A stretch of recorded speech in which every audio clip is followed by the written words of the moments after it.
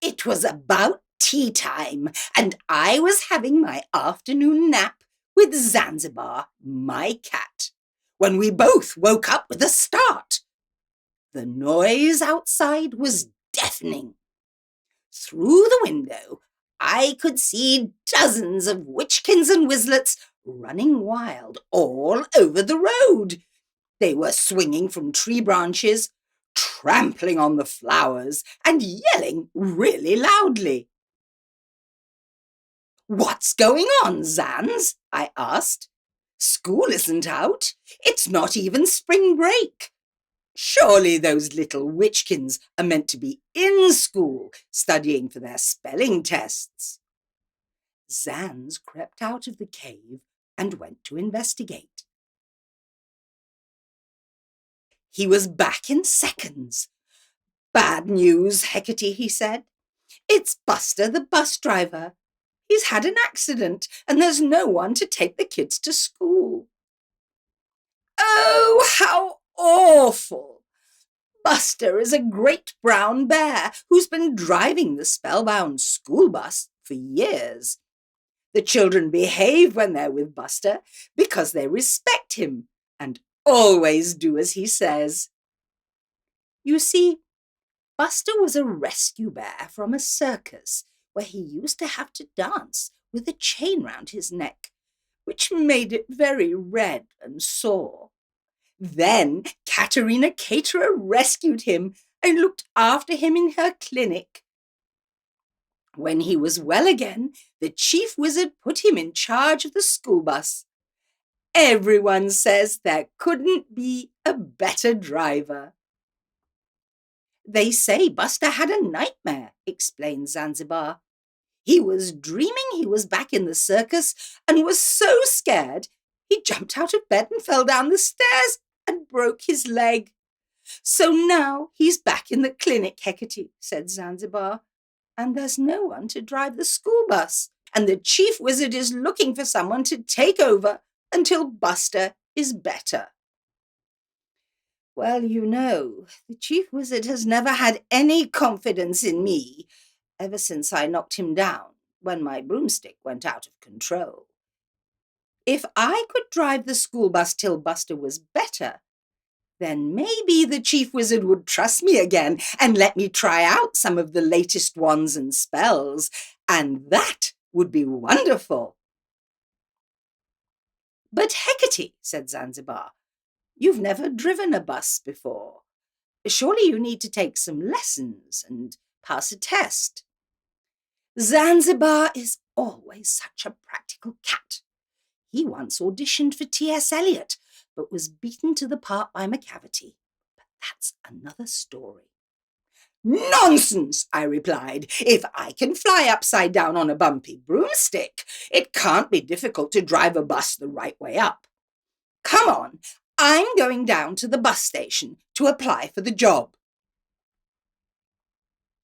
I muttered a quick change spell, and by the time I arrived at the station, I was dressed in a smart blue uniform with a driver's cap on my head. There was a line of witches, all hoping to be chosen. But I was the only one in a smart uniform, so I got the job. "Be at the bus station tomorrow at 8 a.m. sharp," said the supervisor. "First, you have to pick up all the kids and take them to school. Then you will wait for an hour. Tomorrow is their school outing. They're going to the Spellbound Aquarium, and you will be driving them all day." I was so excited. Zanzibar was not. An aquarium means fish, and cats love fish.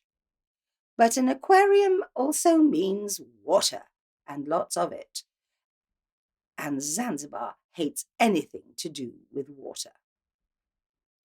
The kids were giggling excitedly when I drove up in the school bus. When they were all on board, I spoke to them through my magic microphone. It looks like a chocolate popsicle, and they were quite surprised when my voice came out of it.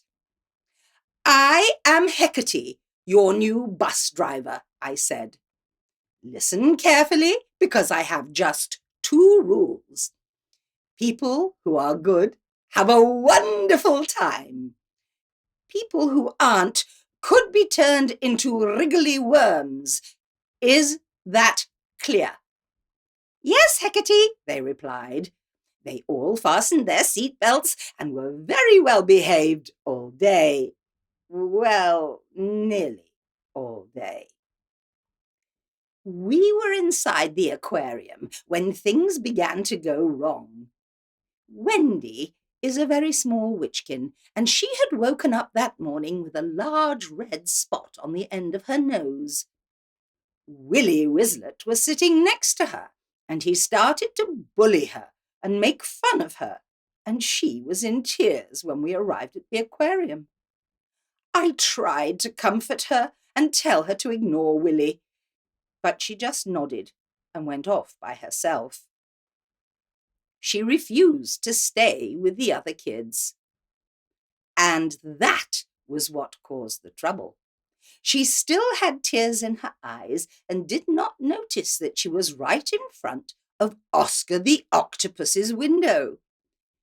It was lunchtime, and Oscar was a bit hungry and even more short-sighted. Suddenly, he stretched out one of his 8 arms, and before you could say cephalopod, he had picked up poor little Wendy and was waving her around his head. He had mistaken her for his lunch. Zanzibar heard the noise and rushed to see what was happening. Come quickly, Heckerty. Oscar has got Wendy, and I think he's planning to have her for his midday snack. I rushed to the window. I had to think quickly. Then I saw the label on the window, Oscar the Octopus. It gave me an idea for a spell. Shells and seaweed, tail of rat. Octopussy, be a cat. There was a loud squeal, and Oscar vanished. And instead, there inside the aquarium was an 8-legged cat. Without thinking twice, Zanzibar leaped into the water and grabbed hold of Wendy and handed her over to me. He was out of that water before you could say shivering tomcats. Oh, Zanzibar! Oh, Heckerty! You rescued me, said Wendy. You were so brave, Zanzibar. Oscar was really scary. I thought he was going to eat me. Thank goodness, he has gone. But when we looked into the aquarium, Oscar was sitting quietly in his cave, and there was no sign of the 8-legged cat. It was an instant spell, Zanz. They only last 10 seconds, I whispered. When I drove home, the children were very quiet in the bus, and they were all very kind to Wendy. Willy Wizlet never said a word. Bullies are like that, aren't they? Always picking on someone smaller than themselves. It's best to ignore them and join your friends. They'll soon get tired of teasing. I delivered all the children home, and they told their parents how clever I was and how brave Zanzibar was. The chief wizard was very pleased to hear about it too. What made you turn Oscar into a cat, Heckerty? Asked Zanzibar when we got back home.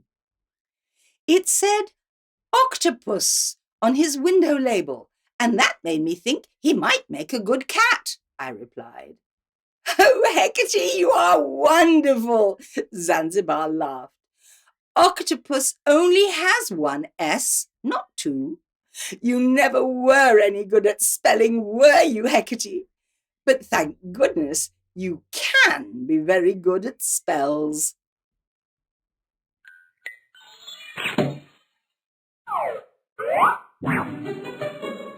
Love from Heckerty.